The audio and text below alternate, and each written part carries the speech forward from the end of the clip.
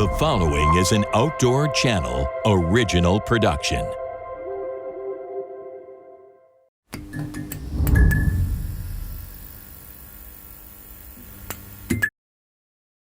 Spear Life is brought to you by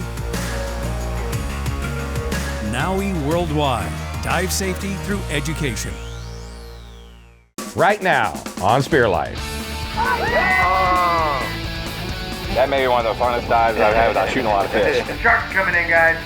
Then an African pompano come by me and I took a shot at it and missed it.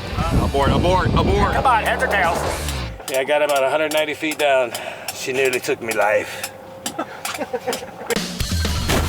Hey, shark. I want to breathe. I'm having way too much fun. Keeps getting better. It feels so good. I do not want to sit in the rain. Way too much fun. We're gonna eat good tonight. Look at that big boy. I'm here to enjoy myself. I'll go tomorrow. He's a fighter. Pretty sharks on this thing? Good possibility, sure.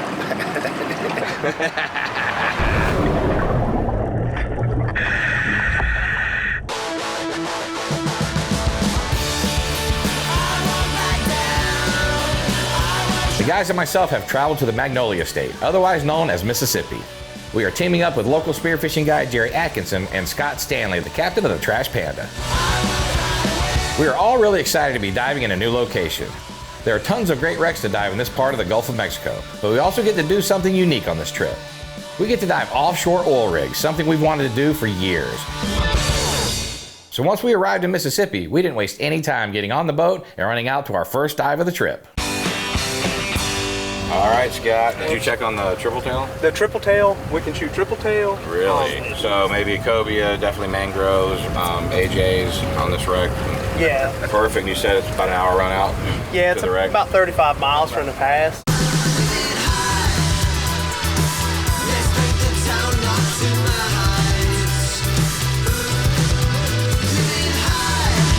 We just arrived at our first dive of the trip. It's a shipwreck known as the Gladys B.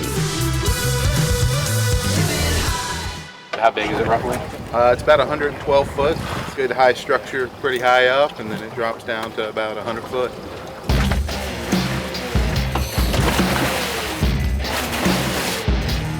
The Gladys B is a tugboat that was built in 1937. Steiner Shipyard donated the tug to the Alabama Marine Resources Artificial Reef Program. Artificial reefs have been growing in popularity over the years. Organizations and governments have been dropping all sorts of structures into the ocean to act as reefs. Old ships, subway cars, and even military tanks have been used as artificial reefs. When done correctly, these artificial structures enhance fish habitat, increase total fish biomass, facilitate reef-related research, and of course, provide awesome destinations for scuba divers and spear fishermen like us.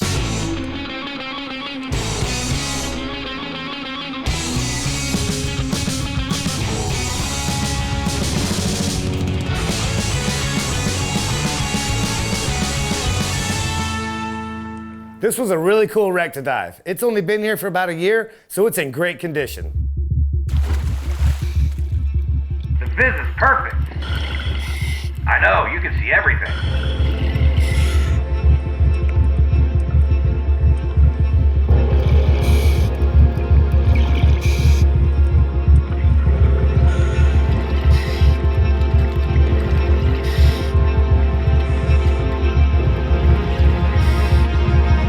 This wreck is loaded with fish.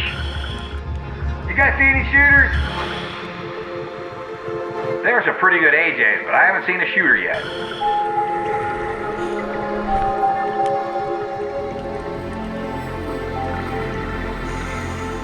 The viz was great. The wreck was really fun to explore and there was tons of sea life swimming all around the ship.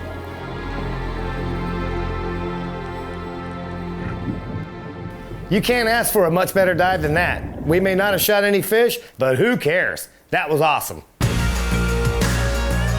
The guys are taking us to our second dive location. It was fun exploring that wreck, but now it's time to fill the coolers. Our cameraman Cortland joined us on the dive, and while we were searching for shooters, Cortland came across a very unusual looking fish.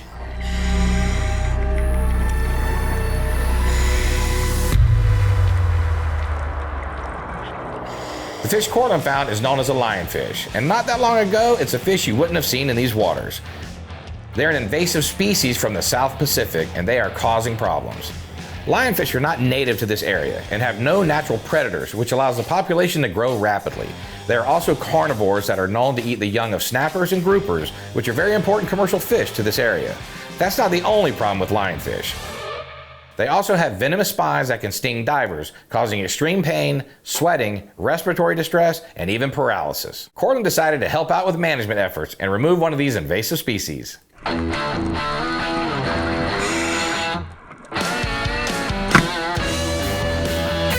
a crazy looking fish. What is it? Cortland handed me that lionfish, but no one warned me about the venomous spines that cause extreme pain. Not cool, guys. Yeah, I got about 190 feet down. She nearly took me life. That's a lionfish. It's a big target for spearfishermen here in the Northern Gulf. The only natural predator that's out there is spearfishermen. So these are the things that get you. They'll inject a poison when you get poked with them. It burns pretty bad. As bad as that rash I got last weekend. Now, I don't know where that one came from. It could be. It burnt. While Kobe was busy playing with that lionfish, Gary was underwater doing typical Gary things. Shake, shake, shake it till you make it, baby. Shake, shake, I'm losing my mind. I got one Barracuda, and I thought, why not make it two? So since we were in shallow water, I swam back to the boat, grabbed my other gun, and shot my second Barracuda.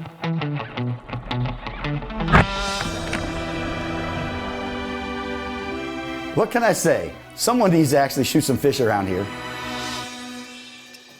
I knew that Gary shot one cuda. I didn't realize he shot two. Where the hell did you get that other one at? Just want to come up, got rid of my gun, got my other gun, went down and shot him. Did you really? Yeah. We definitely didn't shoot as many fish as we wanted to, but we still had an awesome day out on the water. Coming up on Spear Life. We'll launch Kobe off as a guinea pig. Might put a good fight? Boy. Hold on to the old Cameraman.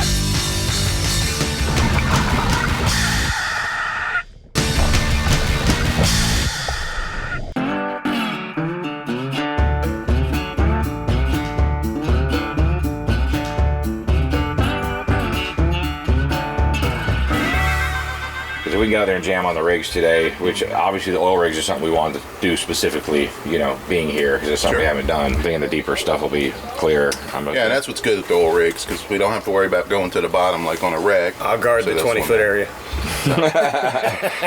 I got the surface to 20 feet. If you can tell what a mangrove is, that would be a... Oh, thanks, cats. Thanks. He's already ragging on me. Damn it.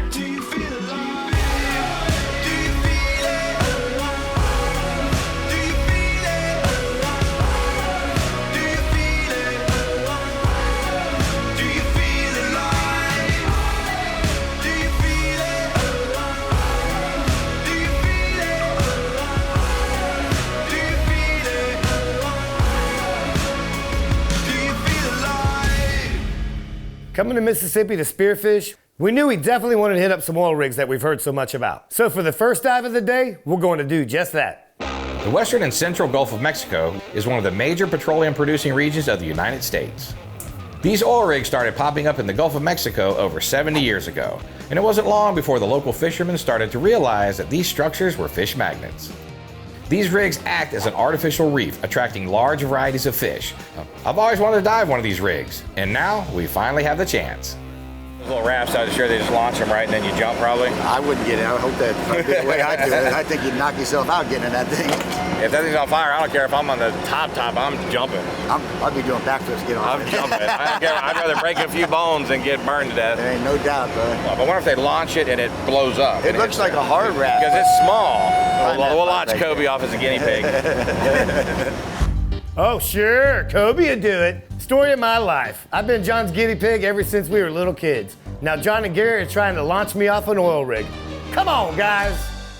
But seriously, how much are y'all paying? I'll do it for the right price. I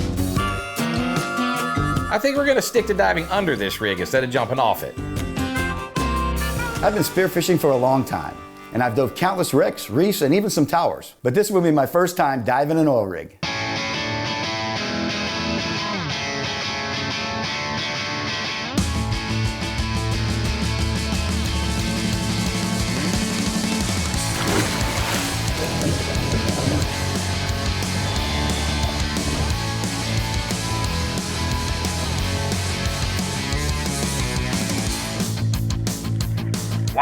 There is so much to see down here.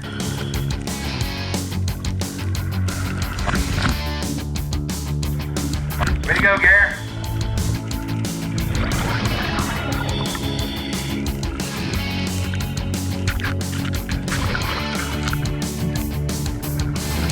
Man, I need to quit looking around and just pull the trigger on something.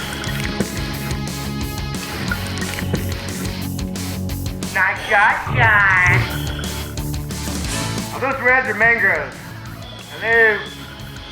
What are those, reds or mangroves? I can't tell. The mangroves have the black above their eyes. I see some huge AJs. I got a shot. You guys see that Pompano?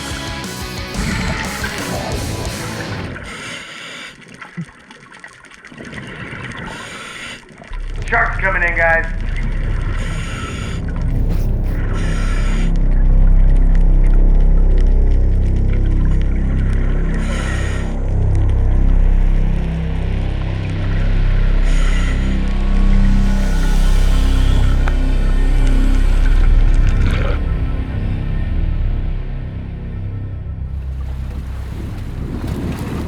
Yeah, that was pretty cool.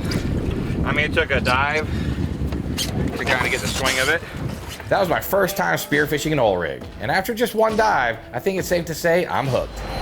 Oh, did you put a good fight? Yeah. Oh boy. I held on to the old column there. Did you? Yep. I just held on to the column and put my gun on the side and let him pull on the gun. Let him whip out for a little bit for a while. Nice. It's like getting in a deer stand your first night and you see like a million deer and you're showing all the deer. You're like, I could have shot that one. I mean, you shot that first mangrove and that big thing coming out. Well, I just was like, you could have plowed his ass. I mean, I could have shot a lot of fish. Yeah. I was just like, oh man, that's cool. Look at that. Oh wow. Then the old shark rolled then. Yeah, the shark came out. I thought that was pretty cool. Huh? You seen the after Pompano? Yeah. Yeah, that was pretty, wasn't it? Yeah. He was 35 pounds. I want to get him, man. I mean, I'll tell you what, that may be one of the funnest dives I've had without shooting a lot of fish. You know, just checking all the fish out. So you gonna hang here and dive it again? I mean, what do you guys think? I would say if there's plenty of fish on there, do it again. What do you think, Garrett? There's a lot of fish there. I agree. I mean, them mangroves ain't going anywhere. There's a million mangroves. Yep, no, I agree. I had heard these rigs were a great place to dive, but I couldn't believe all the fish we were seeing. Every direction I looked, I saw something new. Coming up on Spear Life. And an African pompano come by me and I took a shot at it and missed it. Pompanos, right? I'm like, I knew it. As soon as I saw him come up underwater, I'm like, you know it.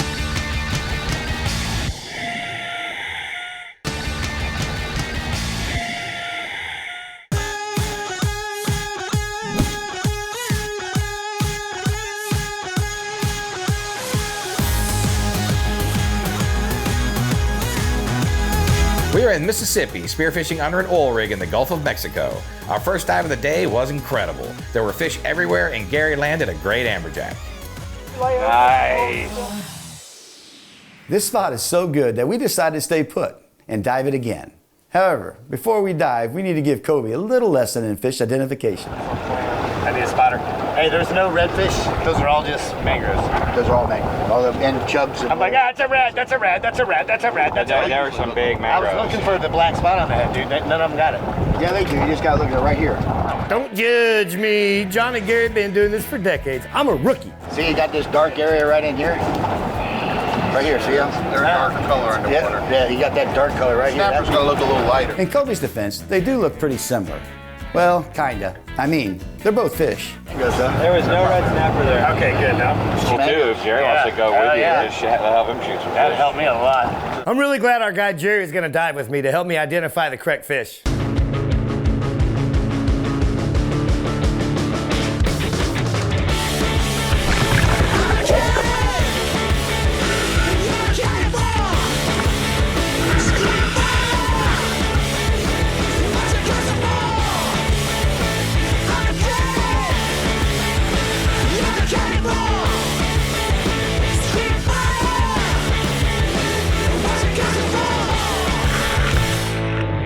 Just missed. Dang it.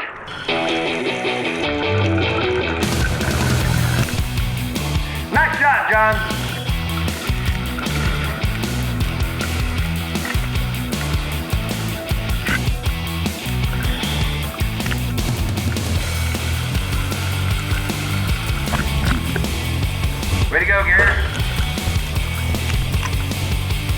or down.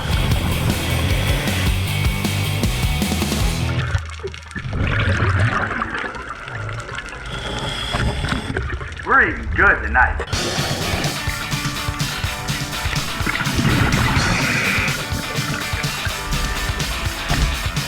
Great shot. Way to go, Cortland. What a stud.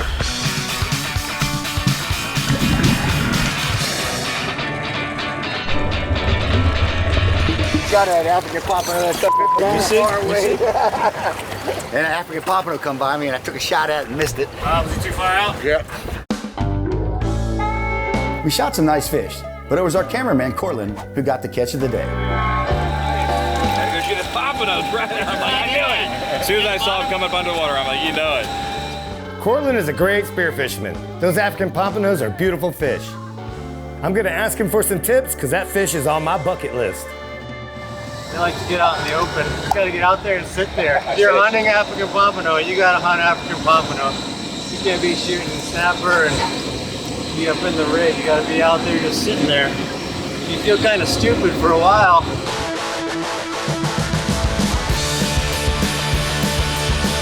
What an experience. These oil rigs are a ton of fun. We saw loads of fish, shot a bunch of them, and we capped off the day with an African pompano. Can't ask for a much better day than that.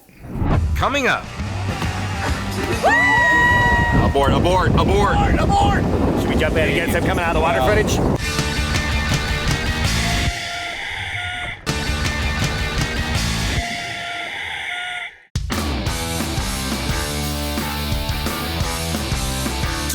It's all the way. 24/7. The guys and myself have been spearfishing in Mississippi for the past few days, and we've been having a blast. Yesterday we spent the whole day diving an oil rig in the Gulf of Mexico. Today our guides Jerry and Scott are taking us offshore to dive some shipwrecks. One sank recently in 18, one in 13. They're two substantially sized ships.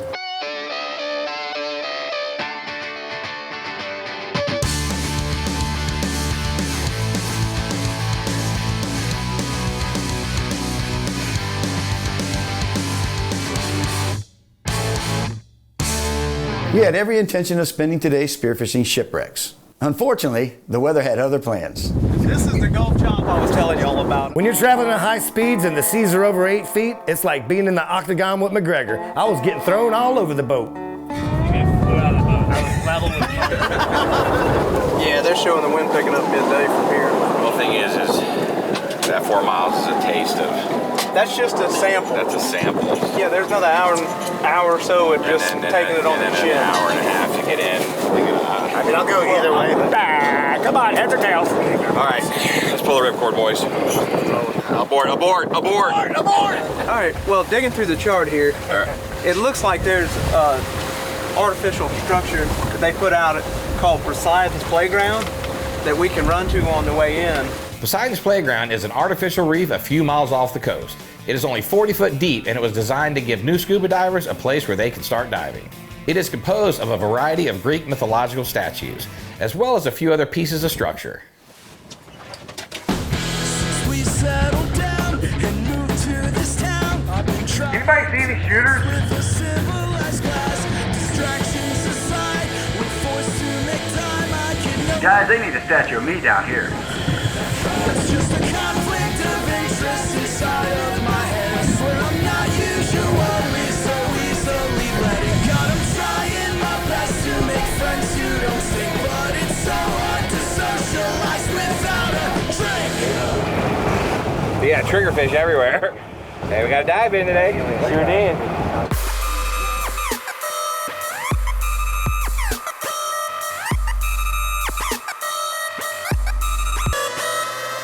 We are done diving and now it's time for the party to start.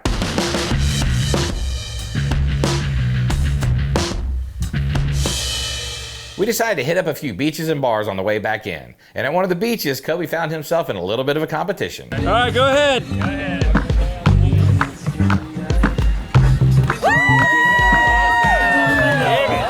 All right, we'll try this.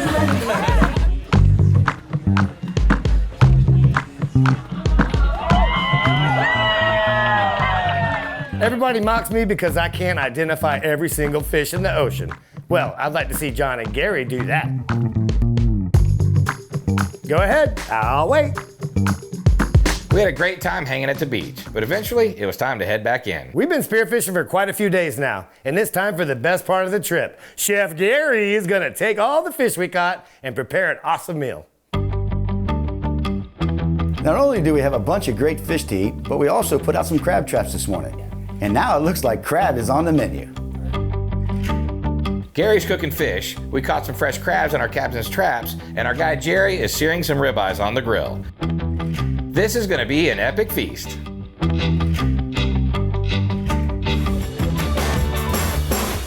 had one of the crabs.